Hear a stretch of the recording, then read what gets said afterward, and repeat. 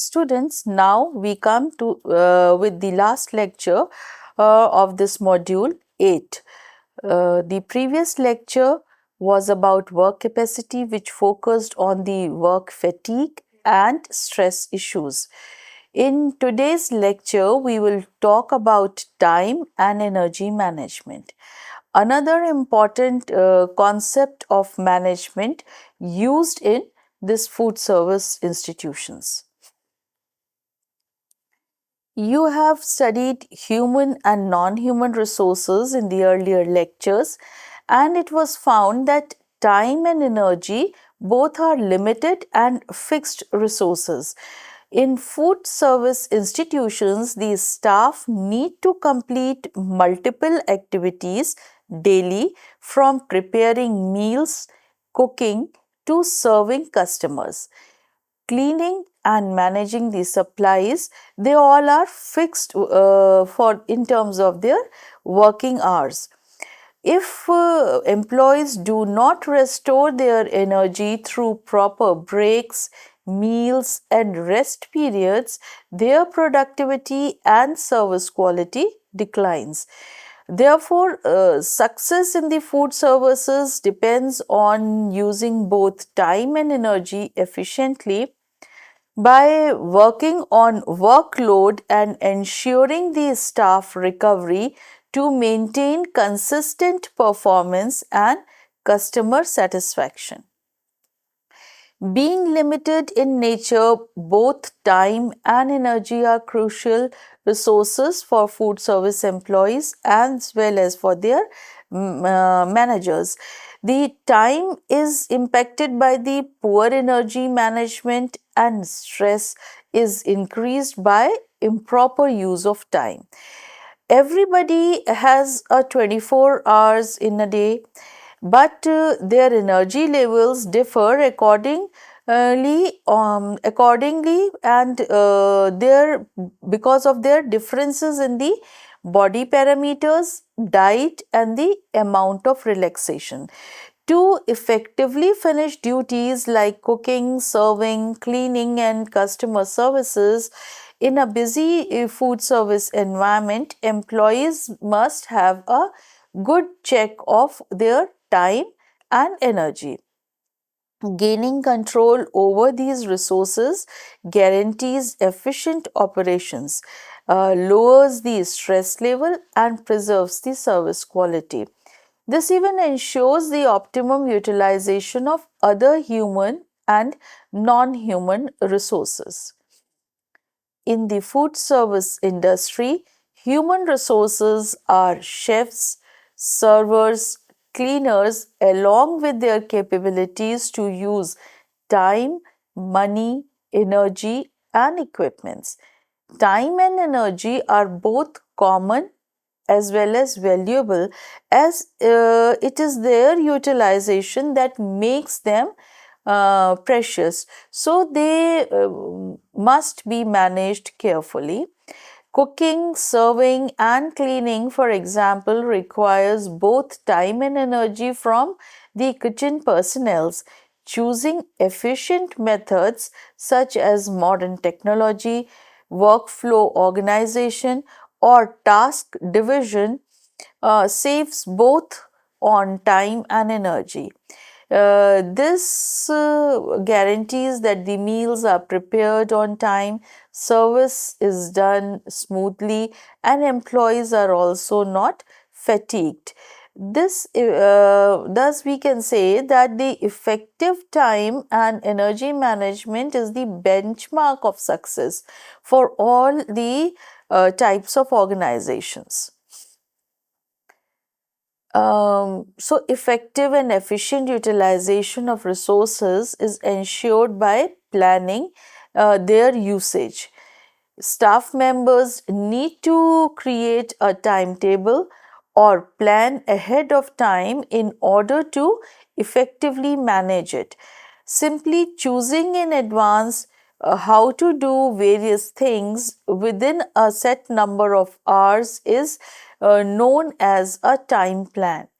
For example, a chef in a restaurant might have to prepare ingredients, cook several meals, manage the workers of his team, and make sure that the food is available appropriately during the busy hours.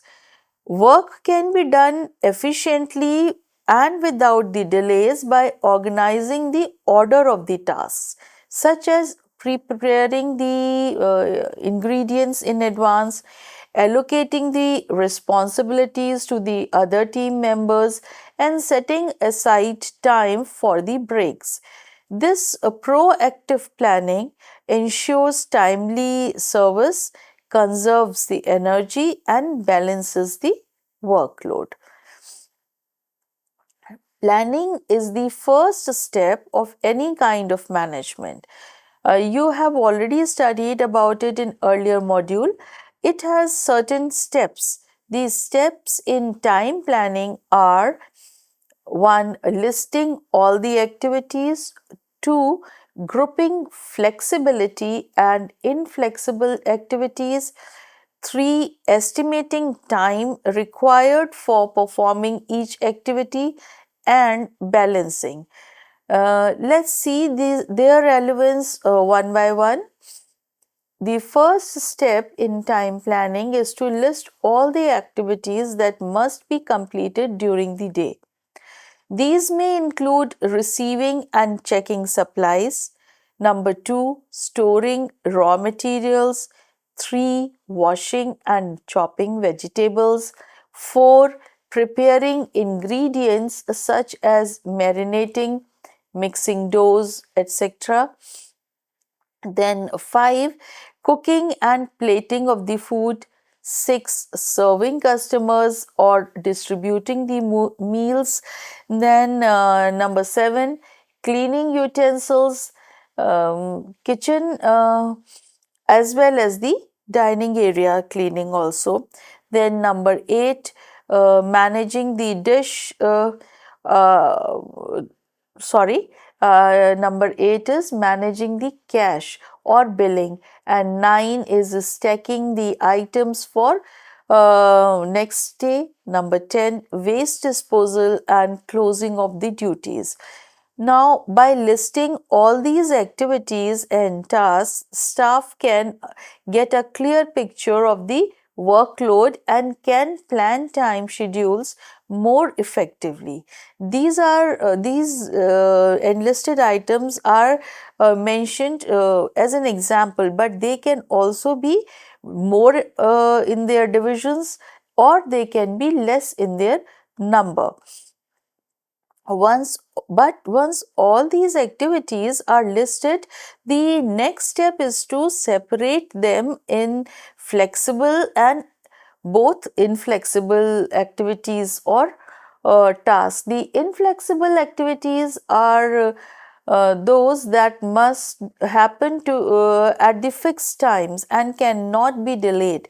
For example, serving lunch at 1 p.m. by facility oriented institutions in hostel or hospitals, receiving the supplier deliveries at scheduled times daily, or breakfast serving that starts at 8 a.m., etc. So, the flexible activities are those that can be adjusted and according to the convenience and the amount and the type of the workload.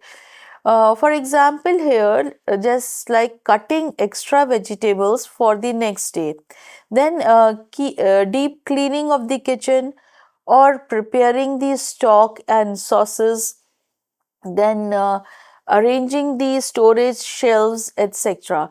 So this step of grouping helps the staff focus on the urgent and the fixed tasks first, while scheduling the flexible activities around them. So between two deliveries, some amount of cleaning can be managed, or between the two supplies of the food, or while one action of sauce preparing is going on, the another item can be adjusted of stacking. So just that is the inflexible activities have to be first fixed according to the time frame of their supply, but the flexible one adjust itself and they can move in the during the day at different compartments of the time. Then after a listing and grouping of these activities, the next step is estimating the time needed for each task.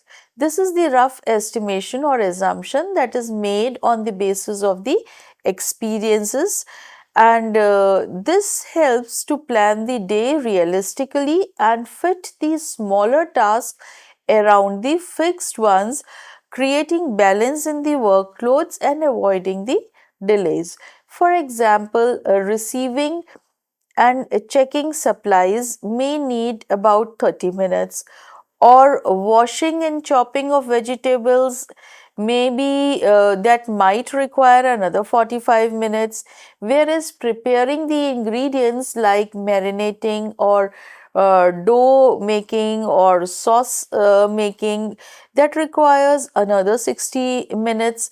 Then cooking and plating of the food depending upon the menu can take either 15 minutes or even up to 30 minutes, whereas serving the customers at times it require only 5 to 10 minutes, or sometimes when the order is big it might take more than 30 minutes or up to 45 minutes also.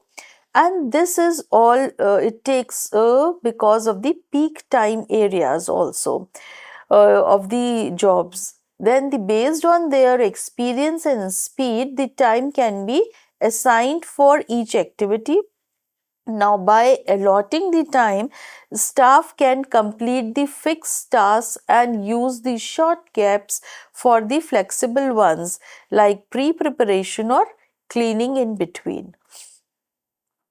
Then balancing, it means adjusting the time spent on various activities to fit within the limited hours available in the day, because day has only 24 hours and the working time has to be 8 hours plus 8 hours of the relaxation times plus 8 hours of the entertainment times as defined ideally. But within that given working limited hours, these activities have to be balanced. In food service institutions, the total time needed for the task may exceed the time available. So adjustments must be made accordingly. Staff can reduce the time from the less urgent or flexible activities such as deep cleaning can be done only for one small area, or stacking to ensure the critical ones such as extra meal orders or that are to be completed on time has to be adjusted in that leftover times or in that extracted time from the flexible activities. Then starting the longer tasks earlier, like marinating or preparing the dough, also maintains the working comfort of the staff. Then grouping flexible and inflexible activities also supports the better balance of time and additionally maintains the working efficiency. There are certain key points that need to be considered while making a time plan in any food service institution. Number one, it has to be realistic and as well as flexible also, because realistic and flexible time plans helps to ensure the smooth operation, customer satisfaction, and also it helps in avoiding any kind of delays. A good time plan should be practical, easy to follow, and allow the space for both expected and unexpected situations, such as adjusting pre-preparation times if raw material delivery are late or the customer flow changes. Then the alternative plans like using the stored frozen items when fresh supplies don't arrive on time also ensures the continuity of the work. So, the main purpose of these steps is to maintain the continuity and manage the organization smoothly. Then, allowing the short breaks helps the staff maintain the energy also. While dovetailing tasks like marinating meat while vegetables are chopped or cleaning utensils during cooking helps save the time and boosting the efficiency if number of working hands are limited. Then thoughtful time planning and implementation reduces the stress, improves the workflow and keeps the service timely and consistent, maintaining the quality also, which is the ultimate aim of any food service organization. Then, while dovetailing means merging two or more activities together for saving on extra time, but it often requires extra energy to maintain efficiency. It is similar to the fact that if you have to run for a short distance, then you have to put in a little extra energy to reach that short distance in time. Probably you will be saving on the time, but the amount of exertion will be more. So, thus performing two or more activities simultaneously, such as chopping vegetables while sauces simmer, need extra attention, and the presence of time and attention is required for maintaining the quality also. So, you are saving on time, but extra exertion is there for the attention here. An example of a typical time plan of the food service institution is shown here.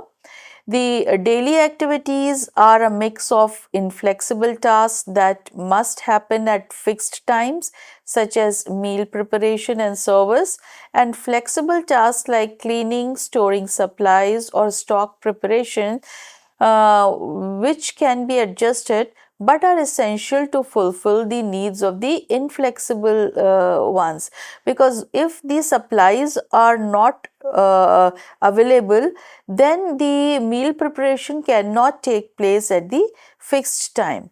That is, if the institution has the fixed meal serving time from 1:30 to 2:30 p.m., then rest of the preliminary tasks of chopping, marinating and other pre-preparations like peeling and boiling, sieving, etc. have to be adjusted accordingly in advance or in between the two inflexible tasks. A clear time schedule helps the staff focus on the fixed services hours, and while fitting the flexible tasks around them, this balance ensures the smooth operation, increases the work related resilience, reduces the pressure and shows timely and quality service for the customers, which is the main objective of any food service institution. From this example of the time plan, it can be observed that there are certain times of the day when a number of activities or tasks have to be completed within a fixed frame of time. These time periods are called peak load periods. In food service, the peak loads occur during the breakfast time, lunch or dinner service hours, since that is the time to deliver and create long-term impression of their organization. Proper planning and pre-preparations such as preparing the ingredients, marinating and chopping vegetables in advance helps in managing the pressures during the busy hours. Managing the peak loads efficiently ensures the smooth operations, timely service and less stress for the staff. Continuous work in food service can cause both physical and mental fatigue. Leisure periods or short breaks or these rest times are essential for the staff to avoid their burnout and to recharge and maintain the efficiency during the peak load hours. The proper scheduling also helps preventing the conflicts between the multiple staff members that need the same resources at the same time, such as the kitchen equipments or workstations. For example, if more than one chef need the same cooking station, their preparation and cooking times can be rearranged to avoid the overlap, ensuring the smooth workflow and further reducing the stress. It also helps in maintaining the harmony in the relationship of the workers and the staff, which might arise in form of conflicts. In order to prove that they are doing best, at times the peak load hours becomes the period where the stress and fatigue is highest, and hence the conflict also arises. The preparing and following a time plan helps the staff in the food service institution to work efficiently and further reduce the stress, and it allows the task to be completed on time, ensuring the rest periods, and provides the opportunity for skill improvement also.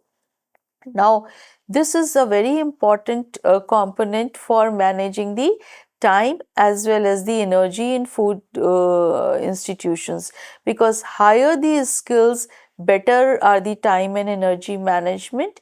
Time planning also increases the productivity, avoids the last minute confusion, and improves the overall quality of the worker. If the worker has acquired the better skills, then the peak loads also require more energy for producing the result in short time. Again, here the skill plays a significant role. Here comes the role of the experience also, and also of the good management. Then without a time plan, tasks may take longer and there may be no room to accommodate the unexpected events also. In food service institutions, proper time planning helps complete all the tasks efficiently. The time can be saved by making and following the schedules, avoiding the wastage, using the labor saving equipments, applying the dovetailing tasks, that is the multitasking procedures. The staff in food service performs activities that require the different type of energy levels also. Some activities are heavy, other are moderate, and some are light in nature. The heavy activities are like carrying the large trays, moving stock, or mopping floors, and that require the higher energy level consumption. So, accordingly, the workers need to be chosen for that particular type of job, should be provided with the energy substitutes or the larger breaks from these activities to relax their body muscles. Then the moderate activities such as chopping vegetables, cooking and sweeping requires an average amount of energy, and the light activities like taking orders, serving customers or handling the billing needs the minimal energy. Then understanding these energy requirements helps in planning the work efficiently and preventing the fatigue by altering the workers with the heavy or jobs to light jobs, or from the moderate to the heavy jobs during the time plan, creating their shifts in the different sections of the activity also facilitates in their time and energy management of that institution. Staff in this food services need to perform various activities throughout the day, and which can be physically as well as mentally challenging. These tasks may be repetitive at times and monotonous in nature, or they may need constant alertness also. To work efficiently and prevent this kind of boredom fatigue or fatigue produced because of the repetitive nature of the task, the energy saving techniques can be used, and they play a very significant role.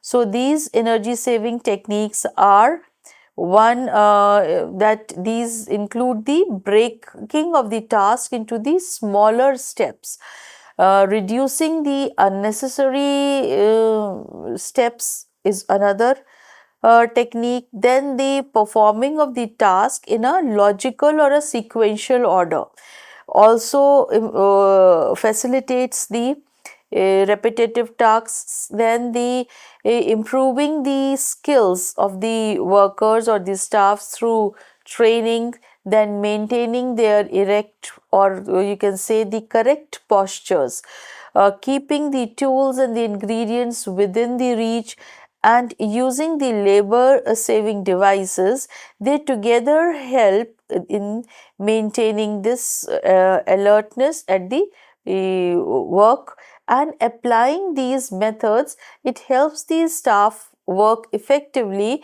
while conserving their energy.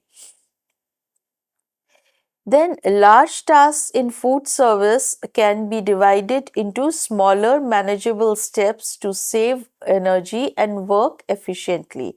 For example, preparing a dish involves several smaller activities: washing vegetables, peeling, chopping them, marinating them, and cooking each ingredient separately first, and then plating the dish and serving it. So, breaking the task this way keeps the staff focused, and it also reduces the fatigue and ensures the smoother flow. Here, when required, additional staff members can be used at varied sub jobs if the demand of the pressure for the delivery is more during the peak hours. So, one person can be assigned the job of continuously plating, or one is assigned of the job of continuously peeling. Hence, it will also have a effect on the productivity. This will maintain the quality of the dish, and that can be managed in a given time, also keeping the objectives of the organization intact. In the food service, unnecessary movements waste time and energy, and this also can be worked upon by combining the tasks or dovetailing the activities as mentioned earlier with the help of the various kind of equipments working together. The combining these tasks or dovetailing the activities, that helps the work efficiency also. And for example, instead of carrying one plate at a time to serve, the staff can use a tray to serve multiple plates at time. Similarly, while fetching ingredients from the storage, they can bring all needed items in one trip rather than multiple trips using the trolleys. This reduces the fatigue and serves the energy. Then doing the task in the right sequence saves time and energy, also the while avoiding the duplication of the work. So in food services, for example, instead of separately steaming the ingredients, it can be done simultaneously in large batches to save on the fuel and human efforts. and it should be done before the actual recipe cooking starts, and the cleaning of the kitchen should be done after the food preparation, so to avoid the repeating of the task. Proper sequencing ensures the smoother workflow and prevents the unnecessary efforts. Improving skills makes tasks easier, faster, and less tiring. In food service, for example, a staff who is skilled at chopping vegetables for handling multiple dishes simultaneously can work more efficiently. It can have more working confidence and also saves on energy. Then the skill development reduces his efforts and increases the productivity of the organization as the whole. It helps in reducing the unnecessary stresses also, thus fighting the fatigue. So together being skilled is an asset for that organization. Then maintaining the correct posture while working saves energy and prevents the fatigue or injury. In the food service, for example, using a long handled broom for sweeping or standing at the right height for while chopping vegetables, it also allows the staff to work efficiently without any strain. And similarly, the proper postures while lifting heavy items or working at the counters reduces the risk of the back and the neck pain while improving the productivity. It has been discussed in detail in the last lectures, but reinforcing it in the energy management emphasizes that to avoid this tiredness and maintaining the working capacity, it is must for the workers to be trained in the good working postures. Then working at the right height and keeping the tools or ingredients within the easy reach saves the energy and reduces the fatigue of the worker. In the food services, for example, chopping vegetables or preparing dishes at a comfortable counter height prevents the strain on the back and the shoulder. Keeping utensils and ingredients or the plates closer to the workstation avoids the unnecessary walking and saves the time and conserve the workers' energy. Returning items to their proper place after use ensures the efficiency and prevents the delays by avoiding searching exercises along with the with ensuring the smooth flow of the work. Then using the electric and mechanical services in food service saves both time and energy. For example, the human where the human are used to grind in the larger amount of any dals or any kind of chutneys, there the mixer grinder can be used, and here the pastes and the chutneys can be prepared faster with less effort. So instead of the human energy consumed, the mechanical and the electrical energy is used here. Though, so for converting any kind of a food raw material into a usable food, you require energy, but what kind of energy you are using for that purpose, that makes a difference. Food processor for chopping and for slicing vegetables in bulk, whereas the dishwashers to clean the utensils efficiently, or toasters or ovens for quick toasting or baking. All together they help in creating the substitutes for the human efforts. There are trolleys and carts to move the heavy trays or ingredients without any strains.